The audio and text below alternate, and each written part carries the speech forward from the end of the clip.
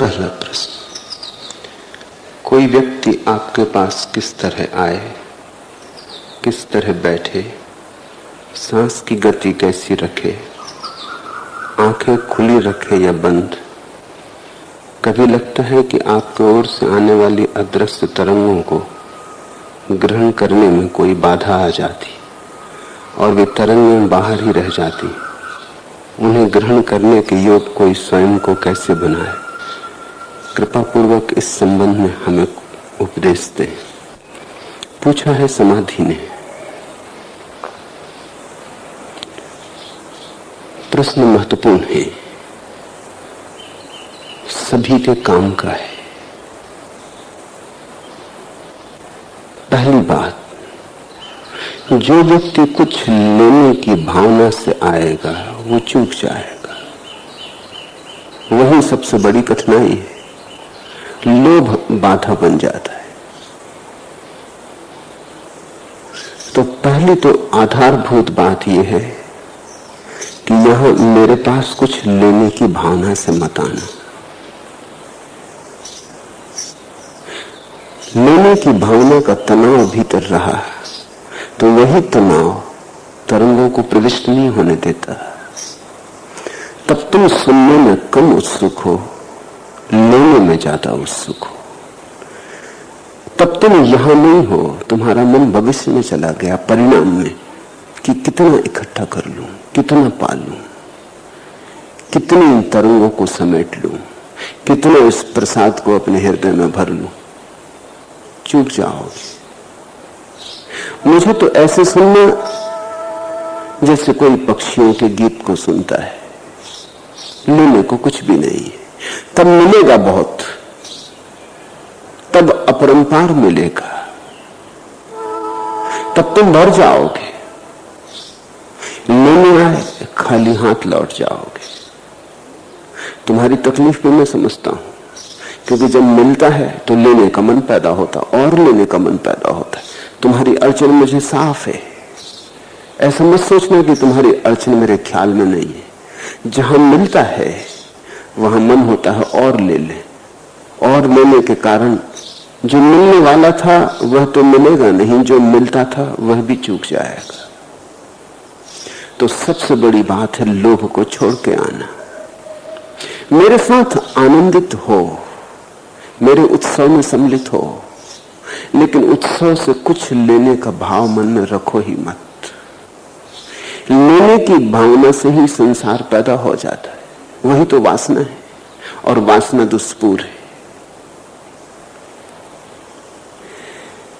पहली बात, यहां ऐसे बैठो खाली, न कुछ लेना न कुछ देना।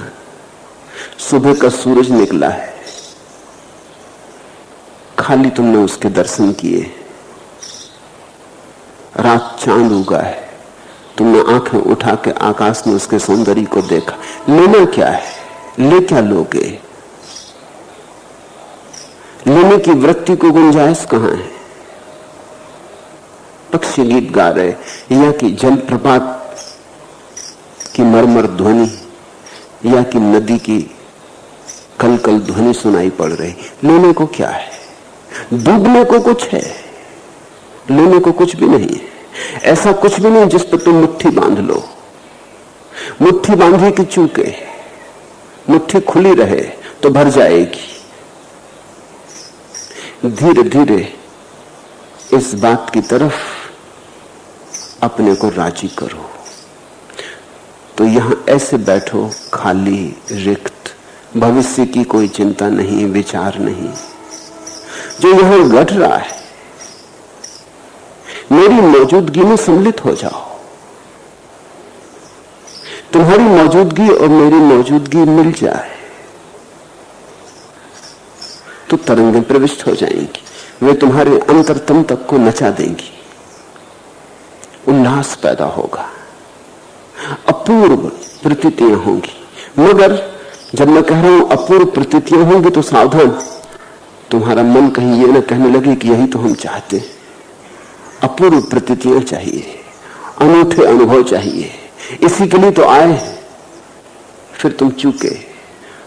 ये बड़ी दुविधा की बात है। जीसस ने कहा है जो बचाएगा खो देगा, जो खो देगा बचा लेगा। पहली बात। दूसरी बात, यहां जब तुम बैठो तो शिथिल बैठो, शिथिल गात, तने हुए नहीं, अकड़े हुए नहीं, कहीं जा तो रहे नहीं। हम दौड़ने की तो कोई जरूरत नहीं है, इसलिए तैयार होने का कोई कारण नहीं है।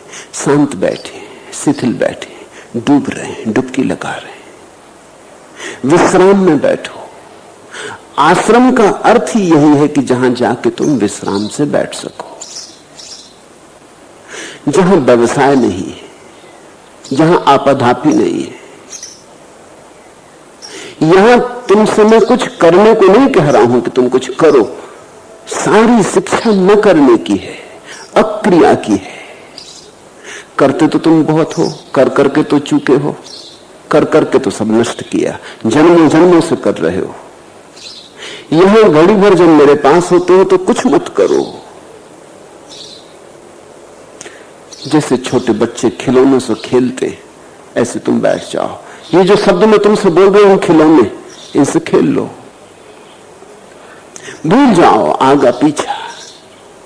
शिथिल गात, हल्के, तने हुए नहीं।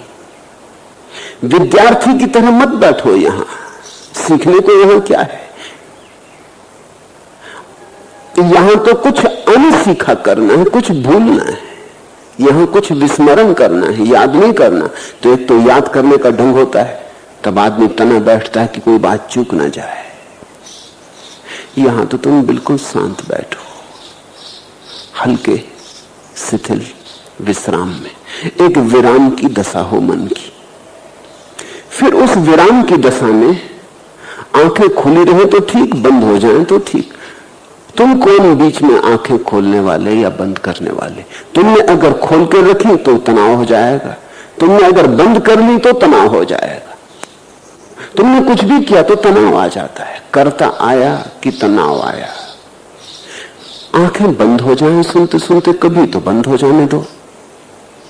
यहां तक भी कभी कभी सुनते अगर झपकी लग जाए तो लग जाने दो, क्योंकि अगर वही उपयोगी है तो वही होगा। कभी कभी विश्राम की ऐसी दशा आ सकती है कि तुम तंद्रा में खो गए, लेकिन जो तुम होश में जाग के न पा सकते वो तंद्रा में मिल जाए। शायद तुम्हारी नींद में ज्यादा सरलता से तरंगें प्रवेश कर जाएं, क्योंकि तुम द्वार पर पहरेदार की तरह बैठे न होगे। इसलिए तुम अपने तरफ से नियंत्रण मत करो। आंख खुली तो ठीक, आंख बंद हो गई तो ठीक, झपकी भी लग गई तो भी ठीक। मैं तो बरस रहा हूं, तुम झपकी भी लग गई कोई हर्जा नहीं। तुम और साधु सन्यासियों के पास जाओगे तो वो कहेंगे कि झपकी कभी भूल के नहीं, जागे रहना, आंखें खुली रखना। यहां मैं कुछ तुम्हें और ही सिखा रहा हूं, वो भिन्न है। यहां मैं तुम्हें विश्राम सिखा रहा हूं। अक्सर ऐसा हो जाएगा कि तना हुआ मन जब तुम ढीला छोड़ दोगे तो कभी कभी आंख भी बंद हो जाएगी, कभी कभी आंख बंद करके जागे भी रहोगे, कभी कभी आंख बंद करके सो भी जाओगे, कोई हर्जा नहीं। स्नान तुम्हारा तब भी होगा। कभी नींद खुल जाए तो ठीक, बंद हो जाए तो ठीक। सहज होने दो, स्वस्फूर्णा से चलने दो जीवन की धारा को। 1 घंटा 1.5 घंटा जब तुम मेरे पास हो तब तो कम से कम तुम ऐसे सरल हो जाओ जैसा कि प्रकृति चाहती है कि तुम हो, वृक्षों की भांति। हवा आई तो वृक्ष को बायां झुका गई तो वृक्ष बाएं झुक जाता। वो ये तो नहीं कहता कि मैं नहीं झुकूंगा। हवा आई दाएं झुका गई तो दाएं झुक जाता है। कुछ पत्ते गिर गए हवा के झोंके में तो गिर जाते हैं, वृक्ष रोक तो नहीं देता। ऐसे ही तुम हो जाओ, इधर झुकाऊं इधर झुक जाओ, उधर झुकाऊं उधर झुक जाओ। ये तो शरीर की बात हुई, ऐसी ही स्थिति मन की भी हो।